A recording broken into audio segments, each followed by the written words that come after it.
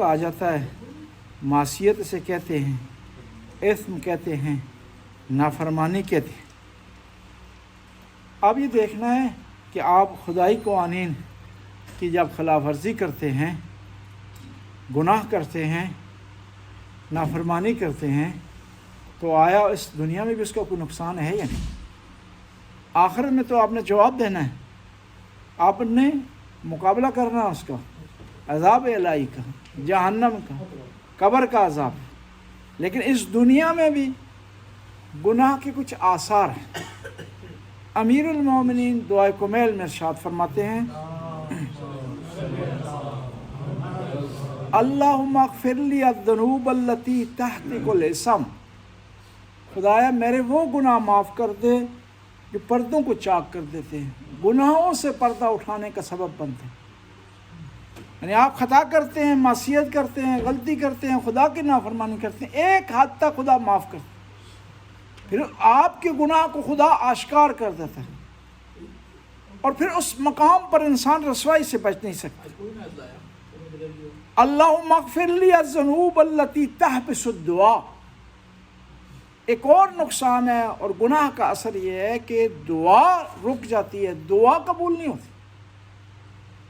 انسان غیبت کرتا رہے، جھوٹ بولے، دوسروں کا حق کھائے، لیکن اس کا اثر اس کو دیکھنا پڑے گا۔ ان میں سے ایک آثار یہ کہ دعا قبول نہیں ہوتی۔ دعا قبولیت کی کوئی شرائط ہے۔ ایک شرط یہ ہے کہ انسان گناہ نہ کرے پھر دعا مانگے۔ یہ اسی طرح ہے نا، ایک آدمی آپ اس کی نافرمانی کر رہے ہیں، یہ دروازہ بند کر دیجیے گا، خواتین گزر رہی ہیں، ایک صلوات پڑھنا۔ آپ اس آدمی کی کوئی ایک بات نہ مانگیں اور پھر اس کو ریکویسٹ بھی بھیجیں، اس کی بات سن نہیں رہے، ریکویسٹ بھیجیے مجھے قرضہ چاہیے، وہ کہے گا میری بات تم سنتے نہیں ہو، میرے کام آتے نہیں ہو، پھر قرضہ بھی مانگ رہے ہو مجھ سے۔ آپ کسی کے کام نہ آئے اور اس کو درخواست کر دیں کہ مجھے کچھ دنوں کے لیے گاڑی چاہیے، کبھی بھی آپ کو نہیں دے۔ اسی طرح خدا کی نافرمانی کریں اور پھر خدا سے درخواست کریں، یہ دونوں چیزیں آپس میں ملتی نہیں۔ بس یہ ہے کہ گناہ کے آثار میں سے ایک اثر یہ ہے کہ دعا محسوب ہو جاتی ہے، محبوس ہو جاتی ہے، آسمان تک نہیں جاتی، رک جاتی ہے۔ اللہم اغفر لی الذنوب التی تنزل البلاء، خدایا میرے وہ گناہ معاف کر دے جو بلا کو نازل کرتے، مشکلات کا سبب بنتے ہیں۔ انسان کمال یہ ہے کہ ہر وقت خدا کو یاد کرے، مشکل میں بھی یاد کرے، آسانی میں یاد کرے، خوشی میں بھی یاد کرے، پریشانی میں بھی یاد کرے۔ لوگ مختلف ہیں، آسانی ہے، آسائش ہے، نعمتیں ہیں، مشکل نہیں ہے، ٹینشن نہیں ہے، خدا کو نہیں یاد کرتے۔ جب مشکل آن پڑتی ہے، مشکلات میں گر جاتے ہیں، ٹینشن کا شکار ہوتے ہیں، تو پھر کیا ہوتا ہے؟ پھر وہ دعا کرنا شروع کر دیتے ہیں، پھر رونا شروع کر دیتے ہیں، پھر گڑ گڑانا شروع کر دیتے ہیں۔ بس اس سے پہلے کہ بلا نازل ہو انسان گناہ ہی نہ کرے۔ اللہم اغفر لی الذنوب التی تغیر النعام، دعا کمیل میں مولا ارشاد فرماتے ہیں خدایا میرے وہ گناہ معاف کر دے، ہمیں سکھانے کے لیے کہ جو نعمت کو تبدیل کر دیتے ہیں۔ اولاد نعمت ہے، ٹھنڈک کا باعث ہے،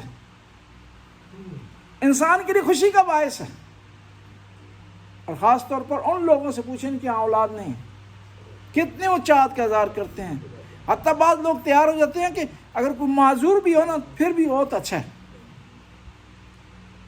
اب وہی اولاد ہے، نعمت ہے، وہی اولاد اگر خدا نہ خواستہ اس سے کوئی غلطی سرزد ہوتی ہے جو والدین کے لیے پریشانی کا سبب بنتی ہے، کوئی گناہ اس سے سرزد ہوتا ہے جو والدین کے لیے مشکلات کا سبب بنتا ہے، تو کیا وہ نعمت تبدیل ہو گئی ہے؟ کس میں؟ نقمت میں۔ نعمت تبدیل ہو گئی ہے مشکلات میں، نعمت تبدیل ہو گئی ہے پریشانی میں۔ کیوں تبدیل ہوئی ہے؟ گناہ کوئی سرزد ہوئے ہے، کوئی خطا سرزد ہوئی ہے، گناہوں کی عادت ہو گئی ہے۔ کہتے ہیں کہ کچھ ایسے کام ہیں نا جو گناہ کی وجہ سے انسان کے سامنے آ جاتے ہیں، گناہ کی وجہ سے انسان کے لیے مشکل کا سبب بنتے ہیں. احادیث کو، آیات قرآن کو جب جمع کریں نا، ساری کو اکٹھا کریں، ایک خلاصہ نکلتا ہے کہ گناہ کے کیا کیا نقصانات ہیں، کیا کیا آثار ہیں اس دنیا میں. پہلا یہ ہے کہ دل سیاہ ہو جاتا ہے گناہ سے. اور دل سے مراد یہ نہیں ہے لوتھڑا جو دھڑک رہا ہے، جس کا ہارٹ اسپیشلسٹ ہوتا ہے، یہ خراب ہو جائے گا تو آپ اس سے ٹھیک کروائیں گے، ایسا مسئلہ ہے. دل سے مراد روح آپ کی، ضمیر آپ کا، وجدان آپ کا، ایسی چیز جو، ایسا آپ کے اندر سسٹم جو آپ کو بعض کو خوش کر دیتا ہے، بعض کو پریشان کر دیتا ہے، وہ سسٹم کا نام دل ہے. دل سے مراد یہ خون والا دل نہیں ہے، یہ لوتھڑا نہیں ہے گوشت کا، یہ مراد نہیں ہے. نام ایک ہے دونوں کا، دو مختلف معنی ہیں. دل سیاہ ہونے کا مطلب ہے، ایک دل سیاہ ہونے کا مطلب یہ ہے کہ جب انسان گناہ کو گناہ نہ سمجھے، یعنی اس کا دل سیاہ ہو، اس کو خدا کو یاد کرتے ہوئے رونا نہ آئے، یعنی دل سیاہ ہو گیا. امام بارگاہ جانے کا جی نہ چاہے، یعنی دل سیاہ ہو گیا. نماز پڑھنے کا جی نہ چاہے، دل سیاہ ہو گیا. نماز کو بوجھ سمجھے انسان، یعنی دل سیاہ ہو گیا. عبادت انسان کے لیے ٹینشن کا سبب بنے تو دل سیاہ ہو گیا. پھر وہ آدمی وہ کہتا ہے کہ جی میری خدا کی طرف 1000 نقد ایکسٹرا چلی گئی، یہ دل سیاہ ہو گیا نا اس وجہ سے. ورنہ وہ کیسے کہہ سکتا ہے اس خدا سے متعلق جس نے بچپن سے اسے پالا ہے، اس کا خیال رکھا، اس کے گناہوں کو چھپایا، اس پر رحمت کی، اس پر مہربانی کی ہے، آفتوں سے بچایا ہے، پریشانیوں سے اس نے اس کو بچایا ہے، اس کو اولاد جیسی نعمت سے نوازا ہے، رشتوں جیسی نعمت سے اسے نوازا ہے، آل بیت کی ولایت اس نے انہیں عطا کی ہے. پھر وہ کہے کہ خدا میرا مقروض ہے، دل سیاہ ہو گیا ایسی تب کر. دوسری ایک اور چیز جو گناہوں کی وجہ سے انسان اس میں گرفتار ہو جاتا ہے، وہ سلب آرامش ہے، سکون ختم ہو جانا. سکون انسان کی زندگی میں نہیں ہے. اور سکون اتنی ایک ایسی چیز ہے. نہیں آ رہی آواز؟ اچھا ٹھیک. تو دیوار بھی باٹی لائی ہے نا، ورنہ انہوں نے آواز تو آ جاتی کم از کم. انہوں نے دیوار مضبوط لگائی ہے، ورنہ ان کی آواز تو آ جاتی کم از کم. وہ مسجد امام علی میں ایک دفعہ پروگرام تھا نا، ان کے یہاں دیوار اس طرح نہیں تھی، وہ ساؤنڈ پروف نہیں ہے دیوار ان کی مسجد امام علی. تو عورتوں کی آواز آ رہی تھی، تو وہاں سے مولانا نے کہا کہ ہماری آواز آپ کو آ رہی ہے، اور میں یقین سے کہہ رہا ہوں آپ کی آ رہی ہے. یہ آئی صلوات پڑھنا.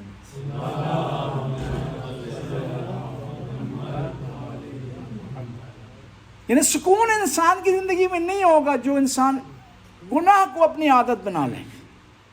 آرام سکون نہیں.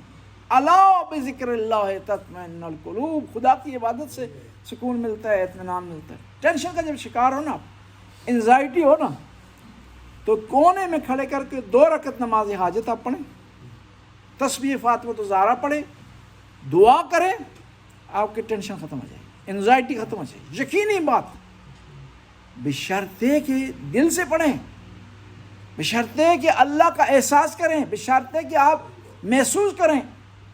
نہیں ہو رہا جی کچھ نہیں آنا نہیں ہو.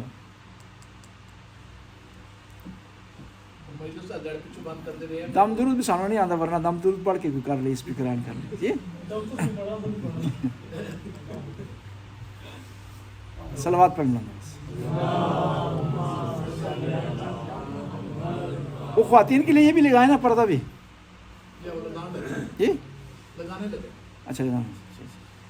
میں آپ نے سمجھے کہہ رہے لگا دیے. یہ صلوات پڑھنا بس.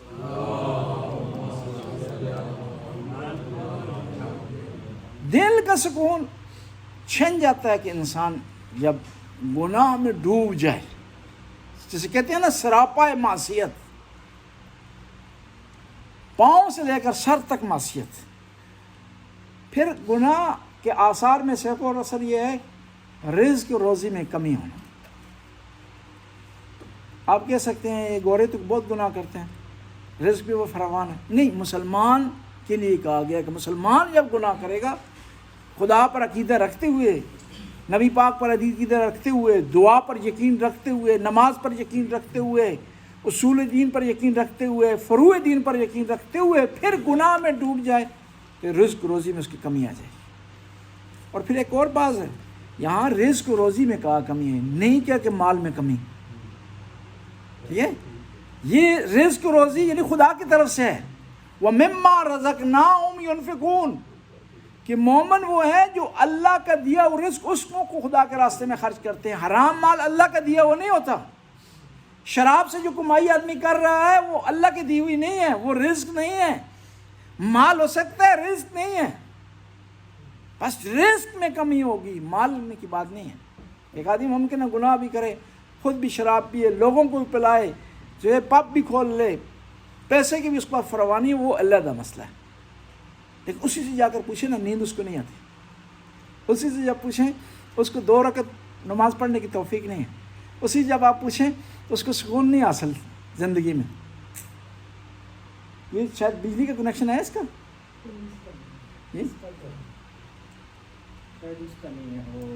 لائٹ جلائیں، لائٹ آ جائے گا. وہ سارا مسئلہ لائٹ کا ہے. لائٹ جلائیں، لائٹ جلائیں،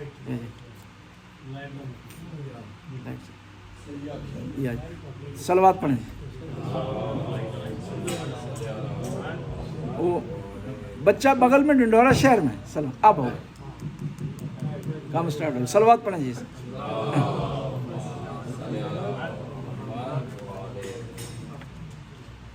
پھر گناہ کے آثار میں سے ایک اور اثر یہ کہ انسان حد سے بڑھ جائے، گناہ میں زیادہ ڈوب جائے تو اس کا معاشرے میں مقام گر جاتا ہے. پہلے تو لوگوں کو پتہ چل جاتا ہے اس کے گناہ کے متعلق. اگر نہ پتہ چلے، جب حدیں پھلانگ گے نا خدا کیا کرتا ہے، اس کے گناہ سے پردہ اٹھا لیتا ہے، معاشرے میں اس کا مقام گر جاتا ہے. ایک آدمی وعدہ خلافی گناہ ہے نا، مسلسل کرے گا نا گناہ تو معاشرے میں اس کا مقام گر جائے گا. لوگوں کے ہاں اس کی عزت ختم ہو جائے گی، لوگوں کے ہاں اس کی قدر نہیں رہے گی. پھر یہ ہے کہ گناہ کی وجہ سے خدا کی طرف سے سلب توفیق ہو جاتی ہے، توفیق چھن جاتی ہے. آپ نماز پڑھنا بھی چاہتے ہیں نا، توفیق حاصل نہیں ہوتی. اور یہ باتیں نا توفیق سے حاصل ہوتی ہیں، یہ انسان کی طاقت پر نہیں ہے. کئی ایسے لوگ تھے اور ہیں فراوانی ہے پیسے کی، کربلا نہیں جا سکے زیارت، فراوانی ہے پیسے کی، حج پر نہیں جا سکے، دنیا سے چلے گئے حج پر نہیں جا سکے. یعنی اس کا مطلب ہے توفیق ان کو حاصل نہیں ہوئی، اللہ کی طرف سے بلاوا نہیں آیا، اللہ کی طرف سے ان کو دعوت نہیں ملی. کیوں؟ ممکن ہے کہ انہوں نے ایسی غلطی کی، ایسا گناہ کیا. ہمارے استاد تھے نا، وہ بڑی پیاری بات کرتے تھے کہ آپ ٹیسٹ کر لیں، جس دن غیبت کریں گے نا اس دن صبح کی نماز کے لیے آپ کے لیے اٹھنا مشکل ہو جائے گا، سنگین ہوگا، بھاری ہو جائے گا. جاگ بھی رہے ہیں، فیس بک بھی کھول لی ہے آپ نے، ٹھیک ہے جی، انسٹاگرام بھی کھول لی ہے، موبائل بھی ہاتھ میں پکڑا ہوا ہے، البتہ آواز بند کر کے، کیوں کمرے میں دوسرے لوگ بھی ہوں گے، وہ نہیں کرنے دیں گے ایسا. جی صلوات پڑھ لیں نماز،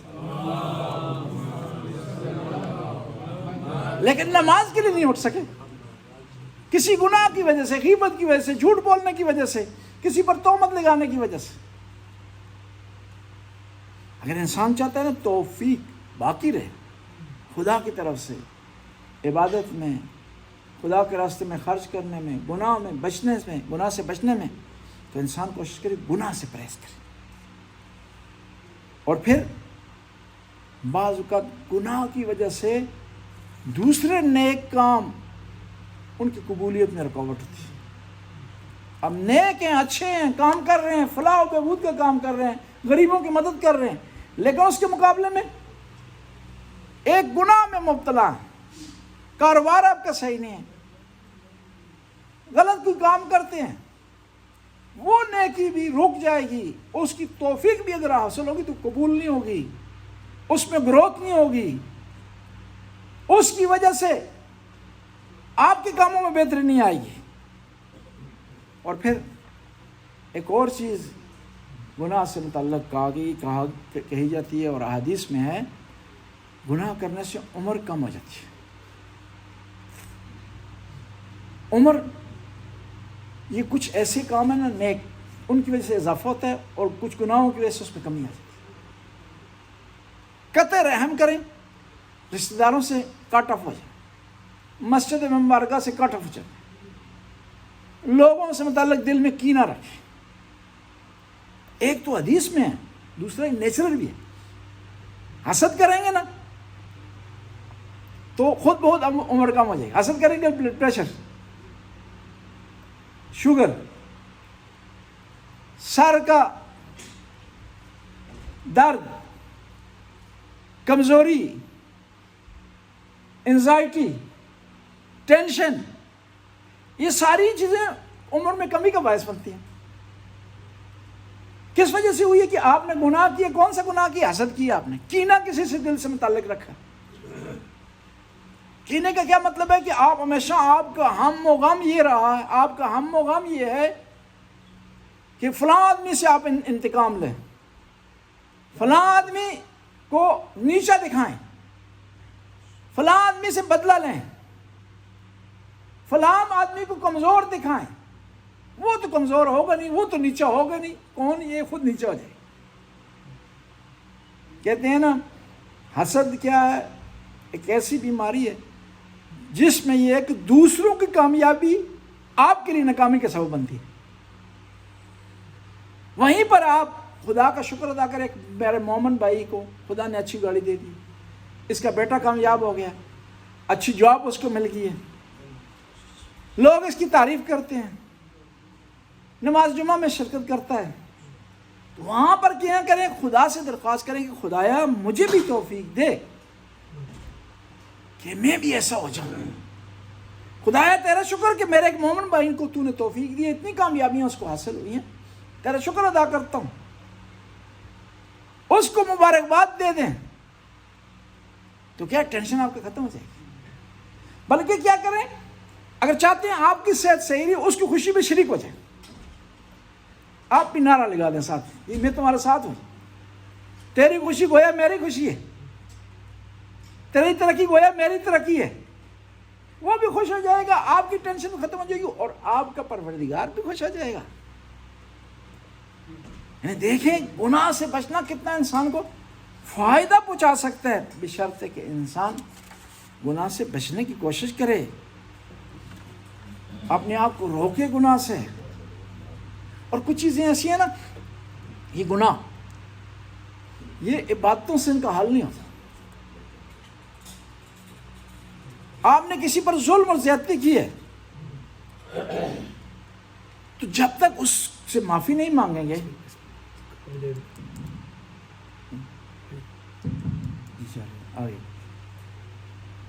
جب تک آپ معافی نہیں مانگیں گے، جب تک تلافی نہیں کریں گے، تو وہ گناہ معاف ہونے والا نہیں. سارا دن صبح سے لے کر شام تک استغفر اللہ پڑھتے رہیں. کیا ہے؟ اس گناہ کی تلافی ضروری ہے. اب تلافی کس طرح کر سکتے ہیں؟ بعض اوقات مومنین سے کہتے ہیں کہ آپ نے غیبت کی، اس سے معافی مانگیں. جس کی غیبت کی آپ نے کی ہے، آپ اس سے معافی مانگیں تاکہ مسئلہ حل ہو. کہتے ہیں وہ معافی مانگنے جائیں گے تو پکڑ لے گا ہاتھ ہی، یک نہ شد دو شد. وہ مشہور و معروف مثال ہے کہ اس نے بیان کی تھی کہ ایک آدمی کے گھر کے باہر کسی نے بچہ لا کر رکھ دیا، کسی وجہ سے رکھا ہوگا یا ناجائز ہوگا، کچھ وجہ ہوگا. وہ باہر نکلا، اس نے کہا کہ اگر اس کو اگنور کرتا تو گناہ ہوگا، مخلوق ہے. گھر لیتا ہوں تو بیوی نے گلا پکڑ لینا، جی یہ کہاں سے بچہ لے آئے ہو.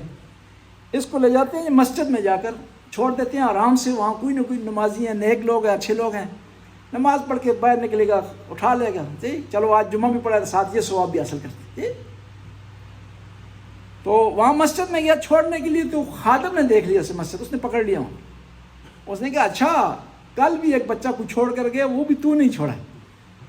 اس نے وہ بچہ بھی اس کے حوالے کر دیا. اس نے کہا یک نہ شد دو شد. مومن کہنے لگا کہ میں اسے کہہ کے کہوں گا کہ میں نے تمہاری غیبت کی ہے، وہ تو ہاتھ پکڑ لے گا، صحیح بلیک میل کرنا شروع کر دے گا تو میں کس طرح اس سے معافی مانگوں؟ اس کا جواب یہ کہ جب ایسی صورتحال ہے نا تو آپ نے کیا کرنا ہے، جس مجمع میں آپ نے غیبت کی اس مجمع میں جا کر اس کی تعریف کر دیں، تاکہ لوگوں کو محسوس ہو کہ میں اپنی کل والی بات پر، گزشتہ بات پر پشیمان ہوں۔ اور ایک اور بھی ہے، ایک دفعہ ایک جوان لڑکا آیا، اس نے کہا کہ ہم جوانی میں ہم پمپ سے ڈیزل پٹرول ڈال کر بھاگ جایا کرتے تھے، وہ بہت سارا قرضہ ہے، کیا کریں اس کا؟ تو اب میں نے کہا جاؤ پمپ کہا جائیں گے تو وہ ممکن ہے اور بھی ہمارے کھاتے میں ڈال دے، کسی اور نے بھی بھرا تو وہ بھی میرے کھاتے میں آ جائے، نہیں جا سکتے۔ میں نے کہا کسی طریقے سے اس کے اکاؤنٹ میں ڈال دیں، اگر آپ کو پیسے کی جو اس کی مقدار معلوم ہے اور اس کا مالک بھی معلوم ہے تو کسی طرح اس کے پاس پیسے پہنچا دیں، اس کے اکاؤنٹ میں ڈال دیں۔